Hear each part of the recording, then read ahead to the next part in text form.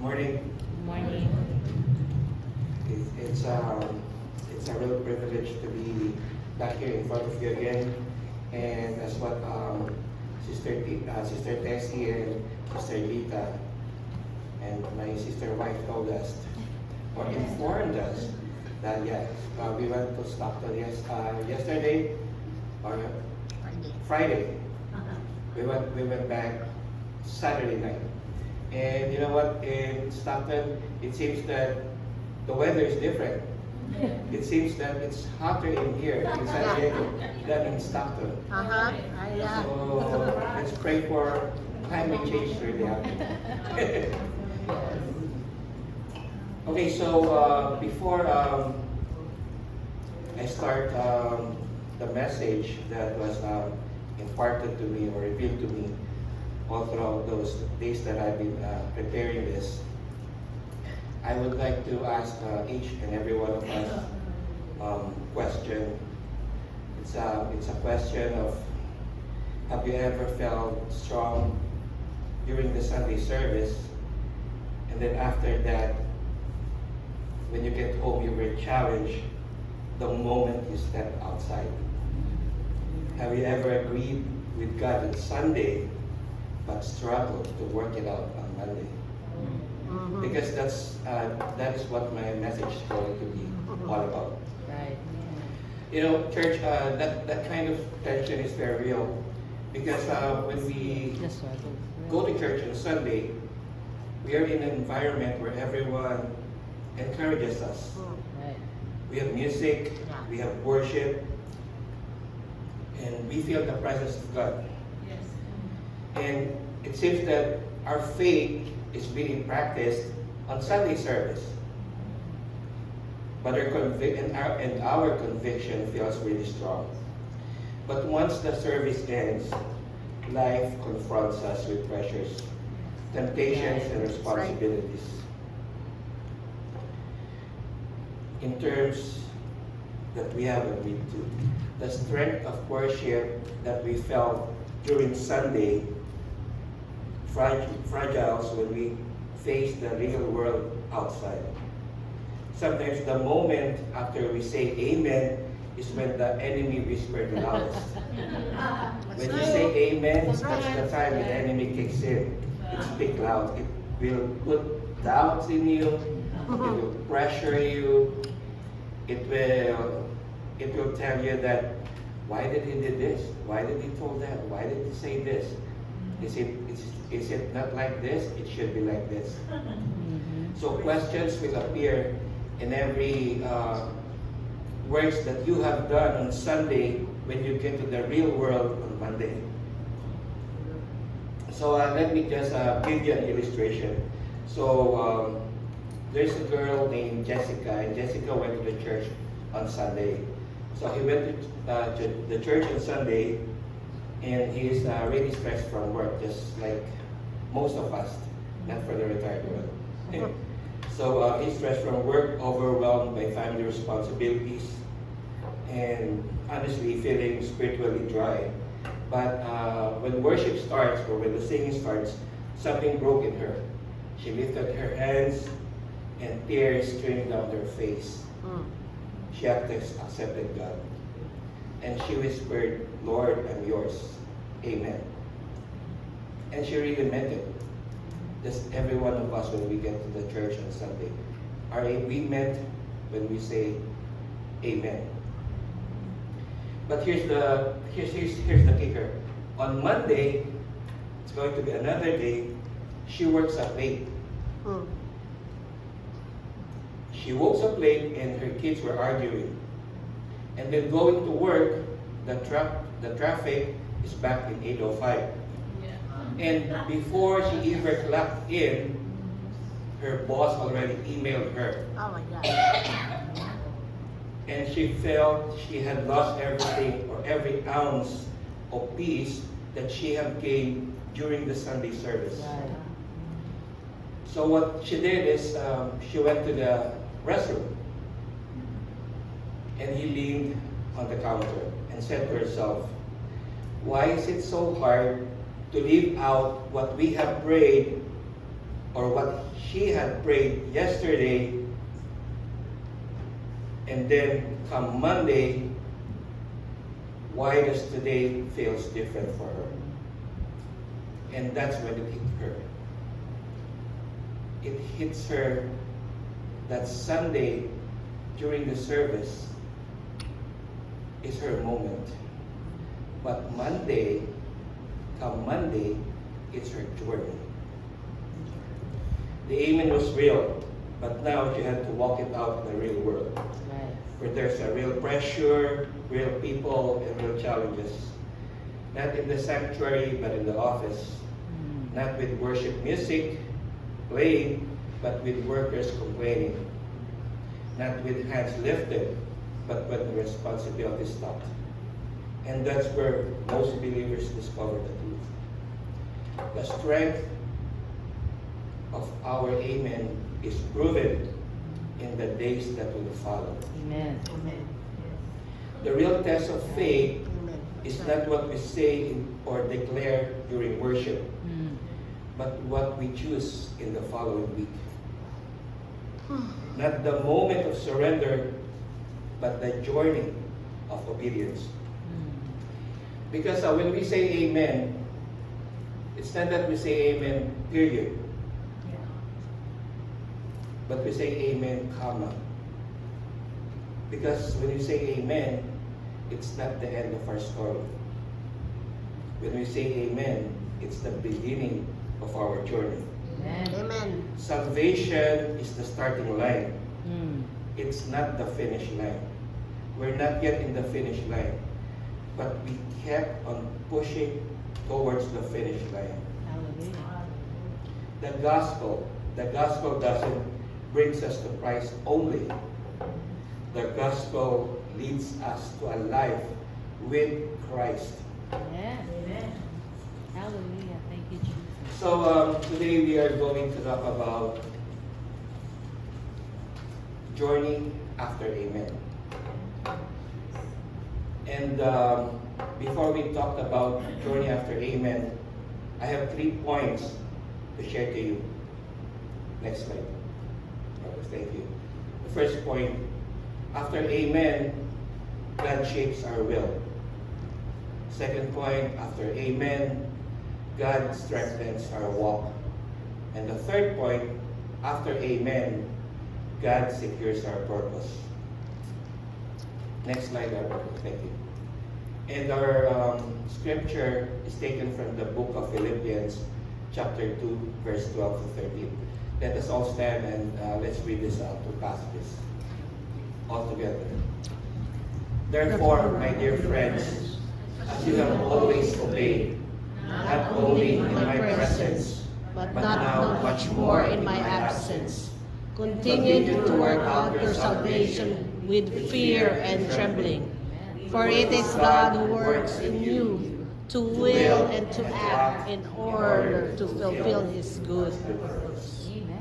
Let us Amen. pray. Father God, thank you so much for this day that you have gathered us. Lord, thank you for being with us all throughout the day. We come before you with open hearts and open minds.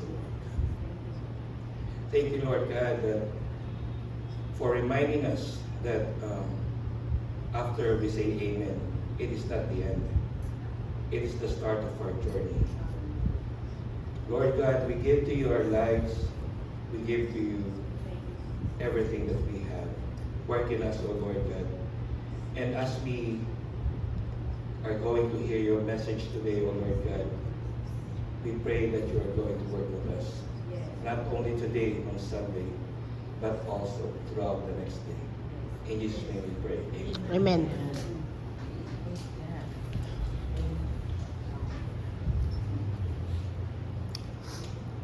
So before I go to the body of today's message, I would like to build a premise. So this is what I've learned from the instructors that I'm dealing with. So in every message that they're going to make or that they're going to deliver, they're going to put what they call the premise. It's like a foundational truth where everything will be coming from so that everything will be built in together, so that everyone will be agreeing. Okay, so our scripture today teaches that our responsibility is to work out our salvation.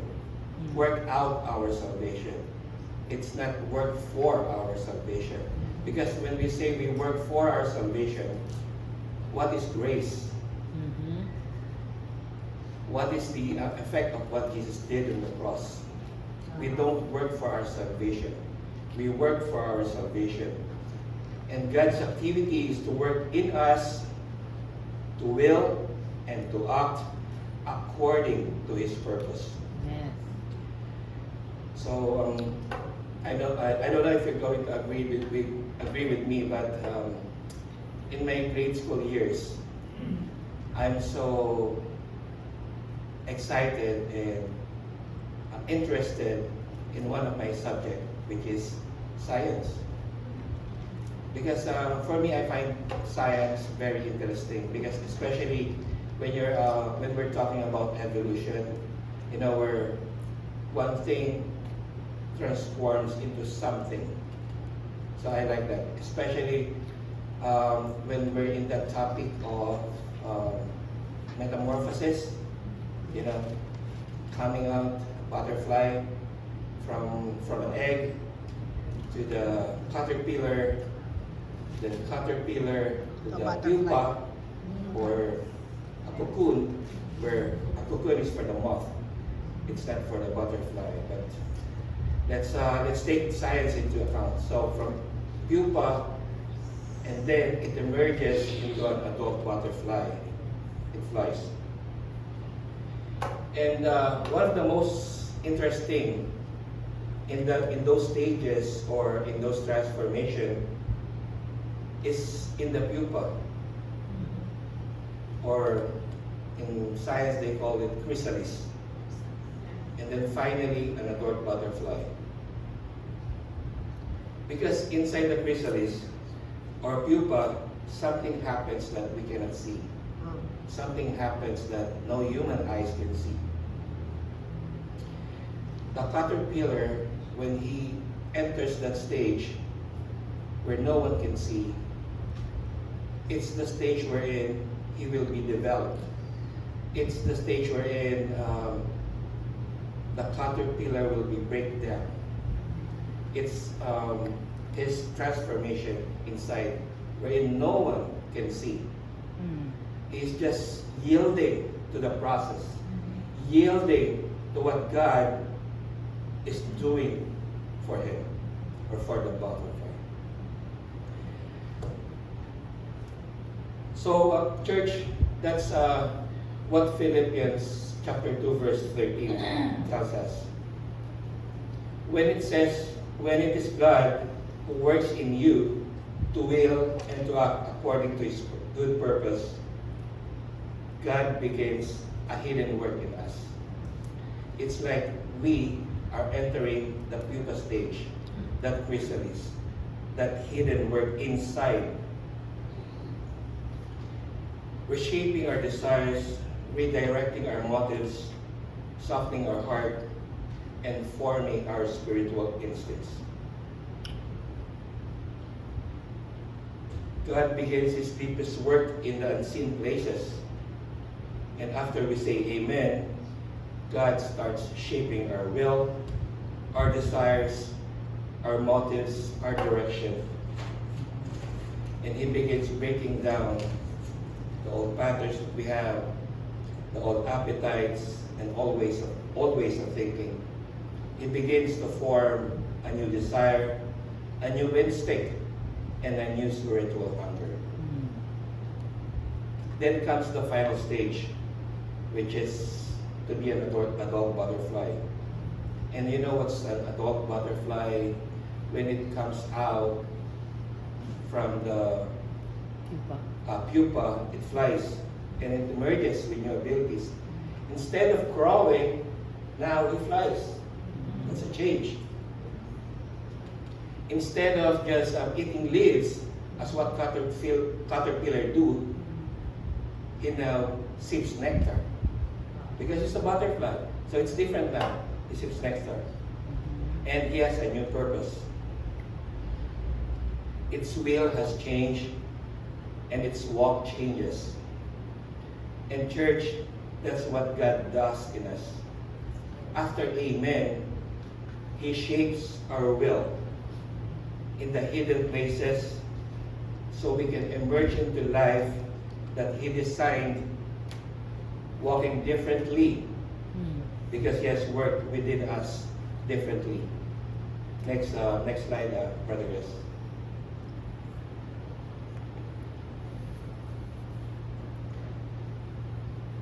So in Genesis 41, maybe you've known this or you have heard about this in one of your Bible studies. That's why Bible studies are so important.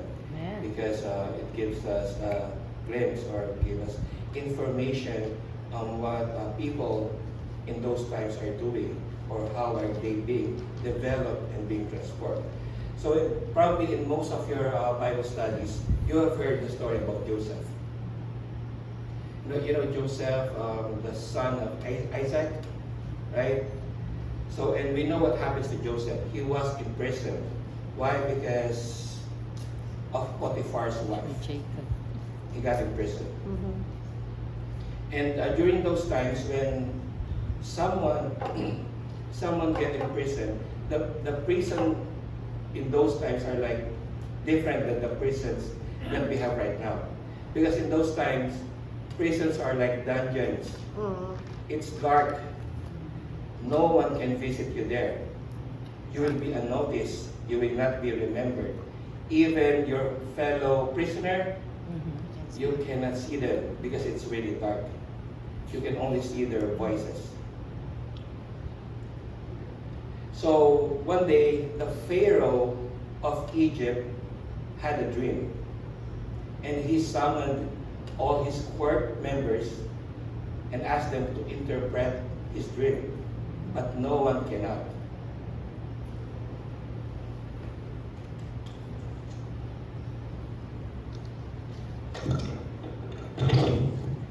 So the cupbearer in the Pharaoh's court recommends Joseph to interpret his dream, because the cupbearer in the Pharaoh's court was with Joseph when they are in prison. Mhm. And when the cupbearer was released from prison, Joseph told the cupbearer that, "Remember me when you go out." That's what he said. That's what the Bible said. So since when Joseph and the cupbearer since they are in prison in those times, Joseph starts interpreting the dreams of the cupbearer. So the cupbearer has the knowledge that Joseph knows how to interpret the dream. So a time comes when the Pharaoh had a dream, as I've said, and he he recommended Joseph, the person in our prison, to interpret your dream, Majesty.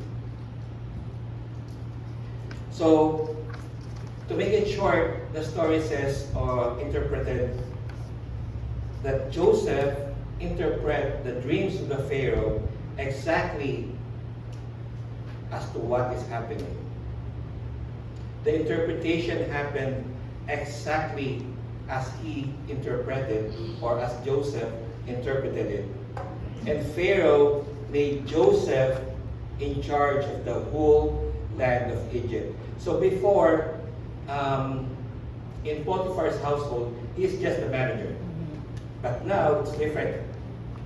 After prison, after that dark place, after that tight, dark place, he's now in charge of the whole land of Egypt.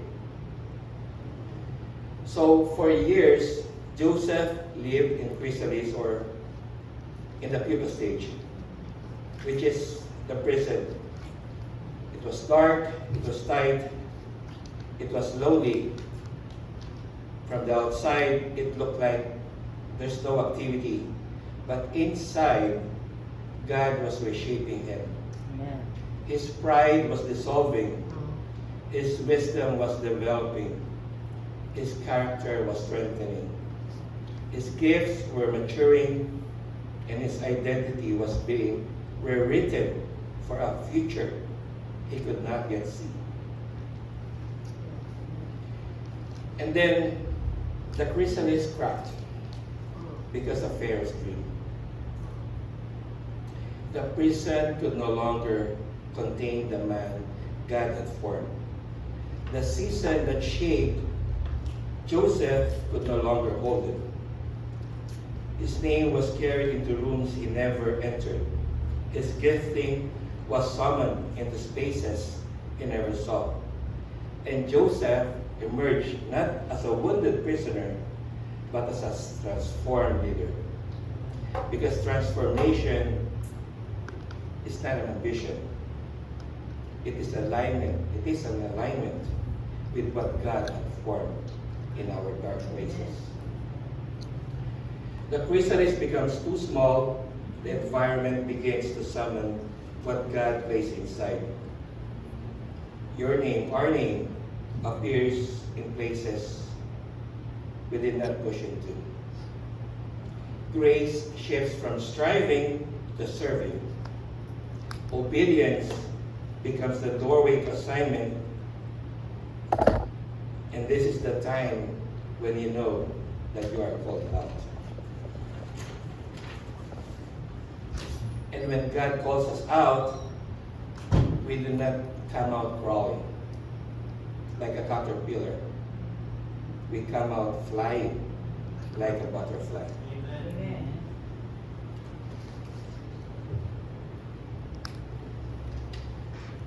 So church, over the past few weeks, when we started this licensing thing, so for me, I can only speak for myself. So I had an interview, I think that was June 5th. And during that interview, they told me that, Brother June, we are going to send you the result at the end of June or third week of June. So here's what happened. So by the third week of June,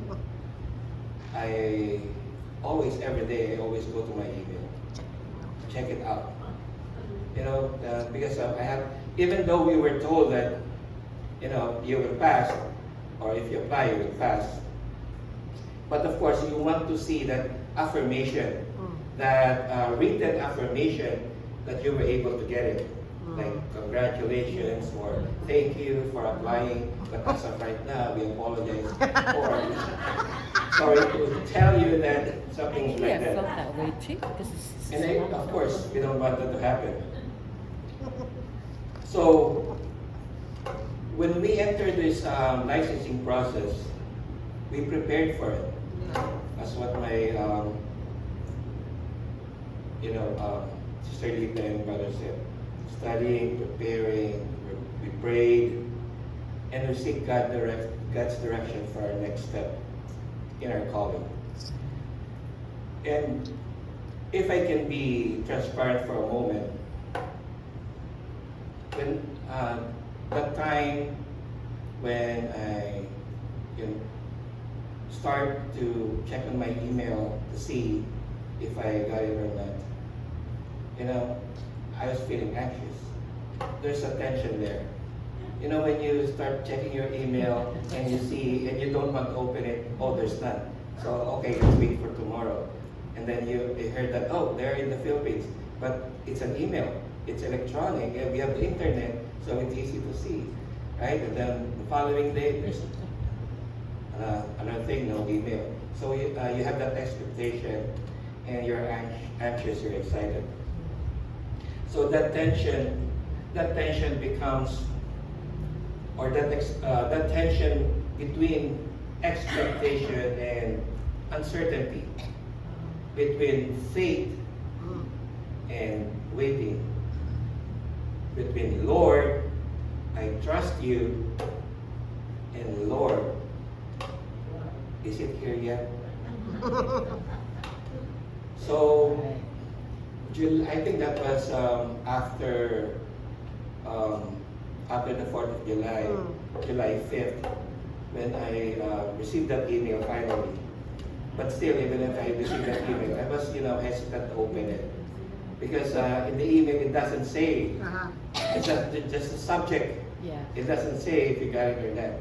So, I faced my computer and I asked God, Lord, what is it inside? I don't know what to put this. So when I opened it, and finally, I came to my senses to open it. Because as for me, even if I don't get it, or if I get it, that will not stop my walk. I can just continue. I think I can just continue. So when I opened, I felt joy and gratitude and humility. It's because it's not because of the title, but I know for me that it will be a start or a mark for my new step in the walk of God, where God's calling me. It was a moment of affirmation. It was a moment of new responsibility. Amen. A moment where my private prayers became a public acknowledgement. Amen. Because, as Saturday, we were declared. So everyone knows. So it's now public. It is not announced. Before, it was, I'm just waiting for myself. But it was announced. But the Lord reminded me of something important. The Lord reminded me that license, or to have that license itself, doesn't strengthen my walk. Right. That certificate doesn't give me power. Right. That certificate doesn't give us power. Yeah. And that ceremony that we attended doesn't give us any direction. It simply acknowledges our calling. Yes. True. But it does not empower our calling. Because after Amen, God strengthens our walk, not through titles or accomplishments or recognitions, but through His Word. Amen. The license that we have may open the door. But remember this, only the Word can light our path. Amen. Amen. And whether you're in the licensing process, or whether you're serving a ministry, or simply saying, Lord, I want to grow, the truth is never the same. Yeah. We cannot walk out our calling without the lamp of Scripture guiding our feet. Amen. Amen. And that brings me to my second point. Next slide, Marcus. Oh, there you are. Second point is, after Amen, God strengthens our walk. In Psalms 119, verse 105, it says there, and I would like to read it. Your word is a lamp for my feet, a light on my path. So most of us probably experience a brownout or a power loss, right? And a blackout, because power loss or a brownout is different from blackout. Power loss is just maybe your household does not have power. 5-10 minutes, you will have power. But when we say blackout, it's the whole community, or it's a whole block that doesn't have a power. Especially in the Philippines. When we say blackout, it's nothing. Praise to it. It's part of our everyday life. Especially during summer. Hindi nagbayad. Yes. So when it's blackout, the surroundings turns black, and the people first instinct, especially at night, is to look for a candle or a lamp to illuminate at least their area. Take note, just their area, not the whole surroundings, but just their area. The scripture says, the word is a lamp for my feet. I'd like to put a stress on that. For my feet. A light on my path. for my path. In the Bible, God doesn't always reveal to us the full journey. Right. Abraham was told, Abraham was commanded to just go to the land I will show you. But God did not tell him that here is what you're going to expect in the land. God just says, go. And Abraham did, because Abraham knows that he had a lamp on his feet and not a map for his future. In Exodus 14, we know the story. Exodus 14. What happens there? The Red Sea. Parting of the Red Sea. The parting of the Red Sea.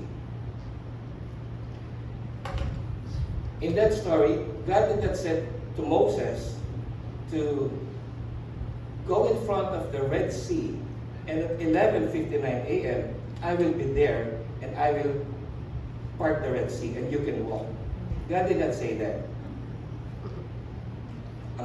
He only said, Sabi niya. tell the people to move forward. You will walk on dry ground. And here's the dramatic part. The sea did not part until Moses stepped in. Not literally stepped in as in step in like that, but not until Moses intervened for the Israelites. God strengthened his walk as he walked. Not before, but both of them are unclear what lies ahead. Both Abraham and Moses doesn't know what lies ahead, because the light that they want, or the light according to Psalm 119, is just for my feet, for your feet. What is clear to them is that they have the Word of God. What matters is their obedience, and what strengthens their journey is trusting that the Lamb, even when they cannot see the whole path. So let me give you an illustration. So we have Marcus here. Came up with different names whenever I give illustrations. So Marcus has been praying for his job, because he has received an email that in 30 days your position is no longer needed. HR here knows how to deal with it. You need to be given a warning first. It's not that you will be out of the company. But he got an email that his position will be eliminated or so. So one Sunday morning, he finally came to the altar and whispered a sincere but trembling prayer. And in that prayer, he says, Amen. He told God, Lord, whatever happens, I trust you. Strengthen me. And that's what all of us is praying. Lord, whatever happens, I trust in you. Strengthen me. And he meant it.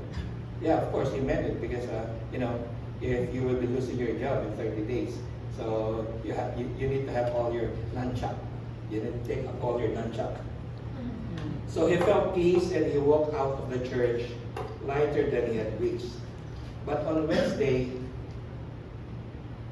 the email came,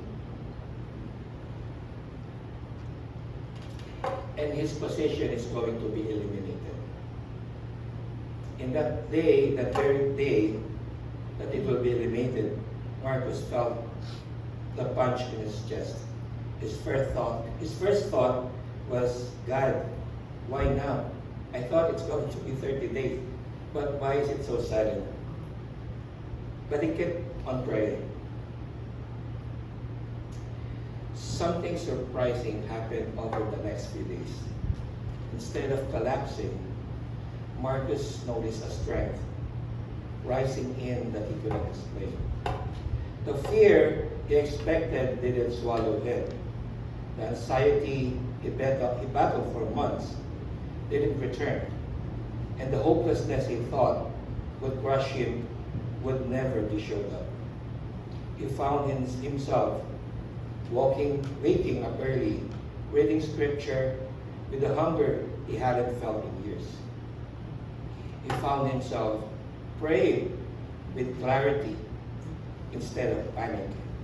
He found himself encouraging other co-workers who were hurting. One night, while updating his resume, he paused and realized, the trial that happened to me didn't break me. It builds me. He didn't know it on Sunday, but when he said amen, God had already begun strengthening his walk for the trial that was coming on Wednesday. Amen. The job loss wasn't evidence of God abandoning him, but it was his training ground, where God proved his strength in him. And weeks later, Marcus stepped into a better job with a better pay and a better peace. Amen. And the most important thing is, now he is hungry for the scripture. His prayer life has more clarity and he steps into a new ministry. Church, when God strengthens your walk, it's just never for survival. It's for an assignment. The strength he gives you in the trial, the lamp he places at your feet, the will he shapes in that pupa, in that chrysalis. And all of it is leading to somewhere. Because God doesn't strengthen you to wander. He strengthens us to arrive. He strengthens us to step into purpose. He strengthens us to walk into what He prepared before we ever prayed and say amen. Some of us thought that trial was random, but it's not. It's targeted. Some of us thought that pressure was punishment, but it's not. It's preparation. It's like God is shaping you for what's coming ahead. Some of us thought that when we entered that stage in the pupa, in the dark place, in those trials, it is a setback for us. But church, it's not. It is God setting us up. It's a setup. It's the place where God builds what He reveals about Himself. The walk He strengthened, the will He shaped, the steps He illuminated, they're all pointing toward the purpose He designed. So before I proceed to my third point, I would like to check the temperature of the room, because as I look at the clock, it's already 12:25. So I just want to make sure that everyone's still here. And you know what? When we see ourselves or when we feel ourselves that your head is dropping, don't worry. It's not the Holy Spirit. It's the gravity changing this ministry. So third point. After amen, just a little bit, because this third point is for us. After amen, God secures our purpose. So in the book of Esther, we have read the book of Esther, or we know what's the how the story develops, right? So in the book of Esther, there's a young Jewish woman who never asked for a crown, but he was given the crown to be the queen of the king, because when Queen Vashti, the former queen, don't want to entertain the king, so the king with his court advising the king to get rid of your wife, look for someone else. So Esther is an orphan raised by his cousin Mordecai. We all know that. And they're living in a foreign land. Yet in that foreign land, God was already securing her purpose. Esther was taken into the palace and eventually found favor with the king. As I said, she becomes queen. But she didn't understand why. She didn't understand why God placed her there, but heaven did. Soon, Haman rose into power and plotted to destroy all the Jews. Esther chapter 3. And then Mordecai urged Esther to intervene. And you know what Esther answered? He said, or Mordecai said, "Who knows whether you have come to the kingdom for such a time as this?" Let us repeat that word because that word is very big. For such a time as this. That's Esther 4. Next slide, Rodriguez.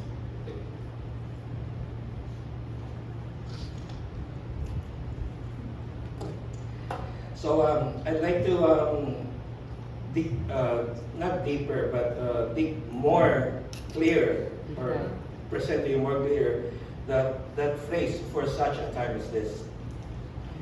So when we say for such a time as this, the Bible refers to God is positioning us on a purpose. Because we all know that we are not here by accident. We were in this church because God strategically placed you or placed us in this moment. Amen. Our location, our season, your relationships, your opportunities, it's not random. Yeah. He positioned us because what He placed in us is needed in this moment. Second, when we say for such a time as this, it means that God is preparing, or God prepared you through a process. Because everything that we have lived through, those pains, those victories, the lessons that we have learned, the stretching, all of those are shaping us for this moment. Because your past, our past, wasn't wasted. Our past is a preparation for what is our purpose is. Number 3, God purpose for such a time as this means God prepared you for this moment. There is a divine assignment attached to us right now. Your obedience intersects with God's sovereignty. And when you say amen, it activates what He already secured. That we are the right person, we are in the right place, and we're in the right time for such a time as this. So to continue with the story on Esther, so Esther responded with courage, and this is her amen. In Esther chapter 4, verse 16, she said, "If I perish, I perish."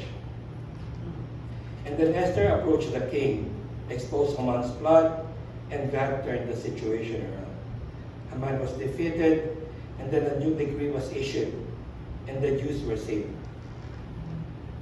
Esther didn't ask for a crown. She didn't ask for a palace. She didn't even understand the assignment God was giving her life, or into her life. But she lived with a surrendered heart. And after that amen, God began preparing her purpose. God secured her purpose by placing her in a position that she didn't choose. God secured her purpose by giving her favor she couldn't manufacture. And when the crisis arose, Esther discovered that purpose is not something that we chase. Purpose is something God secures when our heart says amen.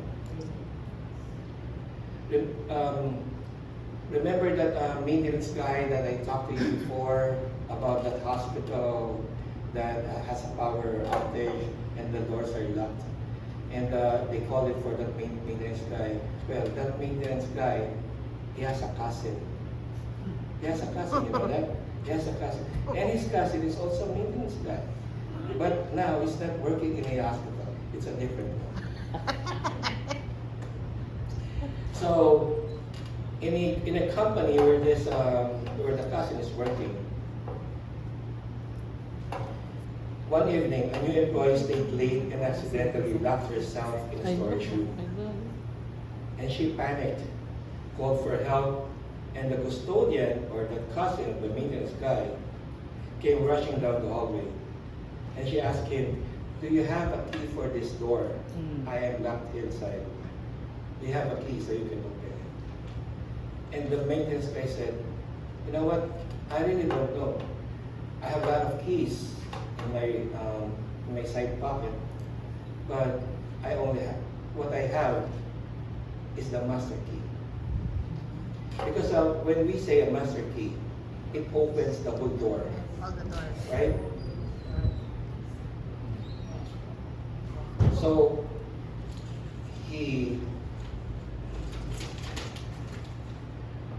get his master key in his pocket, and he was able to open the door. And that new employee was able to get out of that storage room. And the lady told the maintenance guy, "What is it that you have?" And the maintenance guy said, "I may not have everything, but what I have is the master key." So what's my point here? Because we may not know which door God is going to open for us. You may not know what is the opportunity waiting for us. You may not know which moment will reveal your purpose. But when we say amen, that word, amen, puts the master key in God's hands. Esther didn't know which door would matter. She didn't know which moment would define her. She didn't know which conversation would shift the nation of Israel. But after she said amen, or if I perish, I perish, God used the master key. He opened the king's heart. He opened it on the right moment. He opened the path to deliverance. Because after amen, God secures our purpose. Not by strength, not by strategy, not by understanding, but by His master plan, His master key, His sovereignty, His timing, and His plan. Church, for Abraham and Moses, after amen, God strengthens their walk through His word. For Marcus, after amen, God strengthens his walk through trials. For Esther, after amen, God secures her purpose. And here's the question here. Are we willing to follow the Lamb, even when you cannot see the destination? What if the thing you thought would break you is actually the thing God is using to build you? What do you do when God places you in a room you didn't ask for, but the assignment secured requires your voice? Paul says, "Work out your salvation, for it is God who works in you, both to will and to act." Means that after you say amen, God doesn't bless you. God doesn't just bless you. He shapes you. He forms you. He bends your will toward His purpose. And the psalmist declares, "Your word is a lamp for my feet and a light on my path." Church, some of us pray for direction, especially when we are hurting, where we are in trials. We prayed for direction. And God gave us a lamp, just enough to lighten our path. Some of us prayed for strength, but God gave us triumph. Some of us prayed for clarity, but God gave you a chrysalis, an unsecured place, a hidden place, that uncomfortable place. It's not where God leaves you.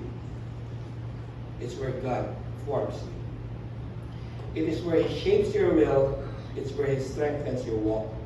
It's where He steers your purpose. Because transformation doesn't happen on the mountaintop. It happens in a moment that we didn't ask for. It happens in the dark. It happens in the place nobody sees. Can I call the worship team?